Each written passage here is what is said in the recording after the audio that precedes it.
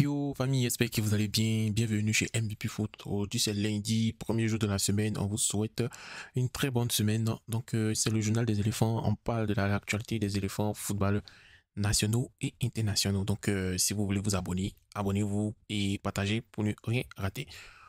On commence que il y a une trêve internationale en mars, surtout en fin mars. Donc les éléphants ont un programme bien défini. Donc aujourd'hui lundi à 11h GMT.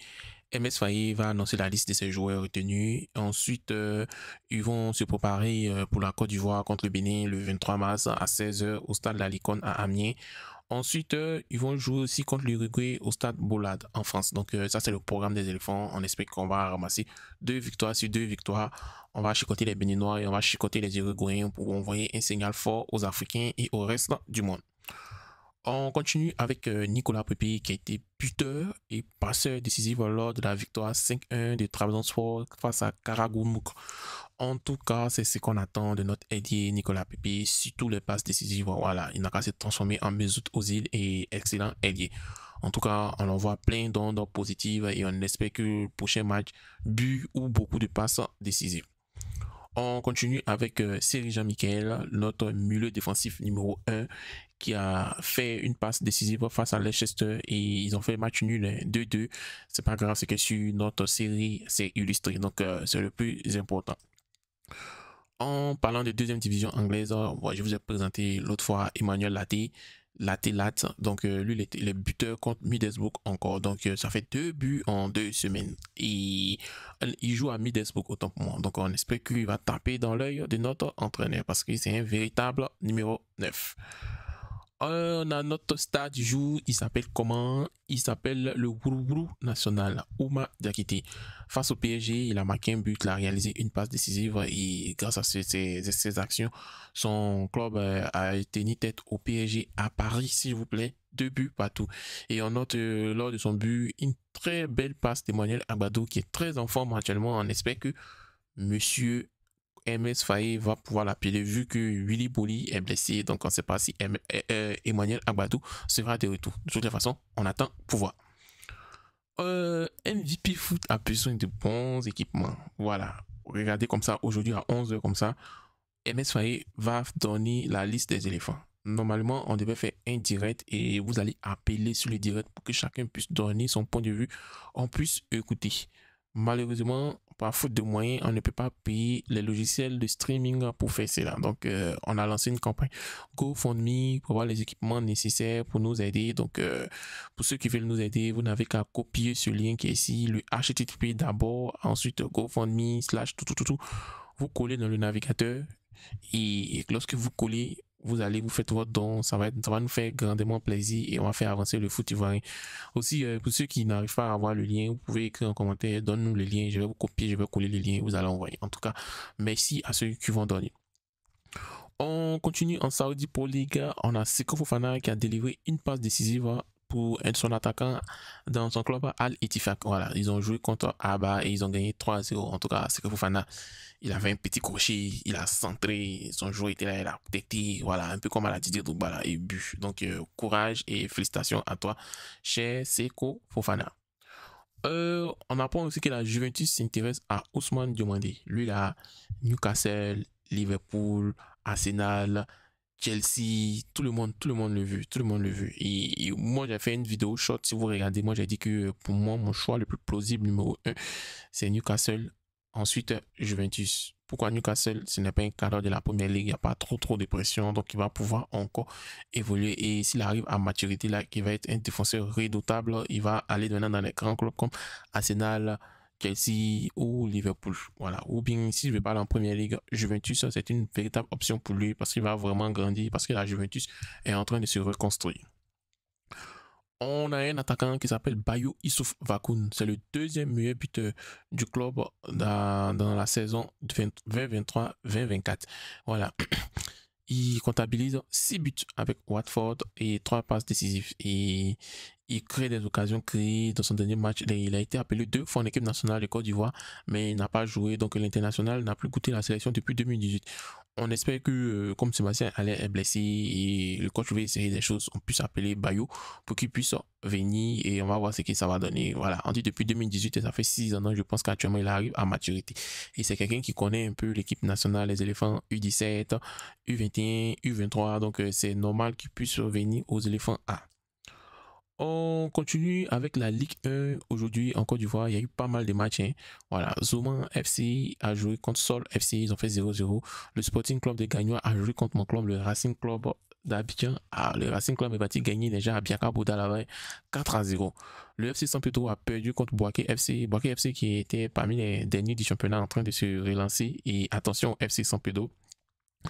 Ensuite, le SOA, le sport omnisport de l'AMI a gagné l'IS-Sandra 3-2. Voilà, SOA, je pense qu'ils étaient récemment champions d'Afrique, et pas champions d'Afrique, champions de Côte d'Ivoire dans les 5 années précédentes là. Donc, je pense qu'ils vont pouvoir se relancer. Et moi, je vous dis, parmi ces équipes, choisissez une équipe, suivez-les, supportez-les, allez sur les pages, partagez comment on appelle, leur contenu. Ça, tout ça là, ça fait du bien pour le football ivoirien. Si vous aimez vraiment les éléphants seniors, aimez aussi le football local pour qu'ils puissent, comment on appelle, en plus, comment on dit, devenir un grand championnat. La preuve, maintenant, on a beaucoup de terrains et ça commence à voir que ça commence de plus en plus à être attrayant. Et aussi, les community managers des différents clubs aussi, faites votre travail, faites du tapage sur les réseaux sociaux pour qu'on puisse vous connaître et merci. On parlait de 2-2. 2-2 de PSG contre Reims. Voilà. Vous avez vu la passe d'Emmanuel Agbadou. Voilà, une passe transversale qui a traversé presque 20 joueurs. Voilà, 20 joueurs. Et on a vu ce que ça donnait. Oumar Diakité a vraiment suivi et bu. Voilà. Et Emmanuel Agbadou est très en forme. Et peut-être ça va être la surprise de MS Faye. Et vous, il est 6h. Jusqu'à 11h là, écrivez quelle est la surprise de MS Faye. On va voir. On parle de latéral gauche. On a Chester Diallo qui a vraiment un concurrent qui s'appelle Christopher Opéry. Christopher Opéry devait prendre même la place de Ghislain Conan et Ghislain Conan s'est réveillé parce qu'il a vu que il y a les cyborgs qui sont déjà sur, comment on dit, les cyborgs arrivent sur son côté. Donc Christopher Opéry, il a été buteur avec le Havre et ils ont permis à son équipe de gagner 1-0 contre Toulouse. Donc on espère qu'ils vont l'appeler pour la première fois. C'est tout ce qu'on attend de MS Faye, avoir un concurrent direct de Ghislain Conan parce qu'on a Wilfried Senghor. Et je pense que Guilado aussi, ça fait des tests que notre défense va être vraiment, vraiment impeccable, intouchable. C'est-à-dire, s'il y a un remplaçant et un blessé, il y a un qui arrive qui est super fort. C'est ce qui fait que non, la Côte d'Ivoire a gagné la CAN parce qu'on avait des remplaçants de luxe. Voilà.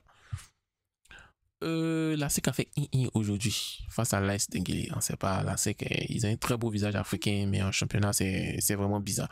Donc, face à l'AS Denguélé, la SEC Mimosa comptait seulement 2 joueurs formés au club. En l'occurrence, Diarasuba Salifou et Elohim Kamouré. Le premier fut titulaire pendant toute la rencontre. Le second n'a joué aucune seconde de ce match qui s'est soldé par un but partout.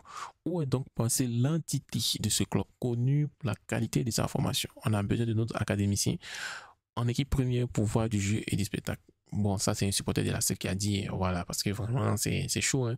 C'est chaud aussi, la SEC, maintenant, il ne fait plus jouer ses académiciens. Où on s'en va? On est où là? Voilà. En tout cas, tout laisse. Donc, attention, c'est vrai qu'il y a la Ligue des Champions, mais le championnat est le plus important. Donc, à la SEC Mimosa de reprendre son statut. Si vous voyez son statut, moi, mon club RCA va venir prendre le dessus et on va jouer la Ligue des Champions africaine la saison prochaine à la place de la SEC. On a David Dato Fofana, c'est vrai qu'ils sont 19e du championnat anglais, c'est-à-dire avant-dernier, mais lui, il est particulièrement intéressant et je pense que c'est le joueur le plus en forme de son club et il a marqué un but très très exceptionnel aujourd'hui, malgré qu'ils ont fait 2-2. Donc, on dit qu'il félicitations à David, on espère qu'il va pouvoir retourner à Chelsea et il va briller encore. Ensuite, on a Evan Ndika qui a été passeur décisif entre la Roma et la Fiorentina. Ils ont fait 2 buts partout. Et on voit que nos défenseurs sont vraiment les passeurs décisifs maintenant. Donc, ça donne un plus à notre équipe nationale. On a mon oncle Gassé qui est retourné en Europe. Et depuis qu'il est retourné en Europe, il a joué 5 matchs avec 5 victoires. Ouais, ils ont gagné 2-0 aujourd'hui. Hein. En tout cas, à tellement là, c'est chaud. Hein. Donc, nous, on se pose la question. On s'est dit que tonton Gassé, est-ce qu'il est fait pour le football africain? Non, je ne le pense pas, puisque avec le football africain, il y avait les scores de 1-0, 1-1, 1-0, 1-1. C'est vrai qu'on a fait le 9-0, on a fait les 5-0, mais les 1-0, 1-1, là, c'était trop et on a vu ce que ça donnait. Donc, Tonton Gassi est fait pour le football européen, pas pour le football africain. Donc, cher ami, merci, merci, merci, merci, merci, merci. Et n'oubliez pas de venir ici sur la campagne de GoFundMe, voilà, pour nous aider actuellement. Ce qu'on regarde ici, on regarde actuellement, il n'y a eu que 15 dollars collectés, c'est-à-dire quelqu'un a donné 5 dollars, quelqu'un a donné 10 dollars. On leur dit merci, merci à Monsieur Patrick, merci à Monsieur Pascal. Donc, on continue, on continue, on continue, on continue. Notre objectif, c'est pour pouvoir acheter nos équipements et puis pour lancer le logiciel de streaming. Le logiciel de streaming, ils disent que c'est 25 dollars US par mois. Donc, imaginez, ça fait combien? Ça fait près de 12 500, 13 000 par mois comment on appelle?